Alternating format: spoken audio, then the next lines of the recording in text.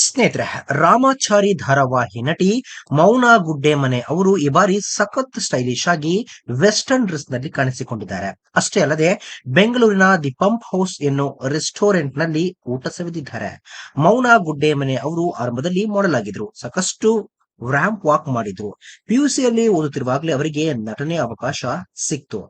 ಮೌನಾ ಗುಡ್ಡೆಮನೆ ಅವರು block western dress ನಲ್ಲಿ ಕಾಣಿಸಿಕೊಂಡಿದ್ದು ಅನೇಕರು ಈ ಫೋಟೋಗಳಿಗೆ ಮೆಚ್ಚುಗೆ ಸೂಚಿಸಿದ್ದಾರೆ. ಇನ್ನು ಕೆಲವರು ಚೆನ್ನಾಗಿಲ್ಲ ಅಂತ ಹೇಳಿದ್ದಾರೆ. ರಾಮಾಚಾರಿ ಧಾರಾವಾಹಿಯಲ್ಲಿ ಟ್ರೆಡಿಷನಲ್ ಡ್ರೆಸ್ ನಲ್ಲಿ ಕಾಣಿಸಿಕೊಳ್ಳುವ ಮೌನಾ ಈ ಬಾರಿ ಈ ರೀತಿ ಹಾಟ್ ಆಗಿ ಕಾಣಿಸಿಕೊಂಡಿರೋದು ಅನೇಕರಿಗೆ ಅಚ್ಚರಿ ಮೂಡಿದೆ.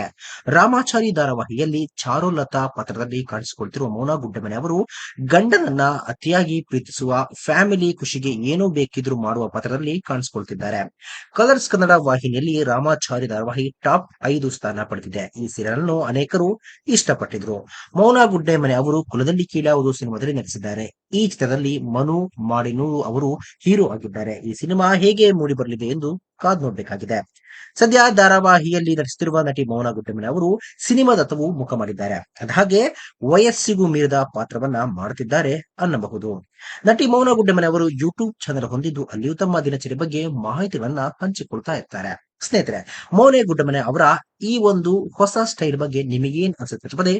ಸ್ನೇಹಿತರೆ, ವಿಡಿಯೋ ಇಷ್ಟ ಆಗಿದ್ರೆ ಲೈಕ್ ಮಾಡಿ, ಶೇರ್ ಮಾಡಿ, ಚಾನಲ್ನ ಸಬ್ಸ್ಕ್ರೈಬ್ ಮಾಡಿ, ಹಾಗೆ ಬೆಲ್ ಐಕನ್ ನ ಕ್ಲಿಕ್ ಮಾಡಿದ್ರೆ ಹೊಸ ವಿಡಿಯೋನ ನೀವು ಮಿಸ್ ಮಾಡೋದೇ ಇಲ್ಲ. ಮುಂದಿನ ವಿಡಿಯೋದಲ್ಲಿ ಭೇಟಿಯಾಗೋಣ. ಧನ್ಯವಾದಗಳು.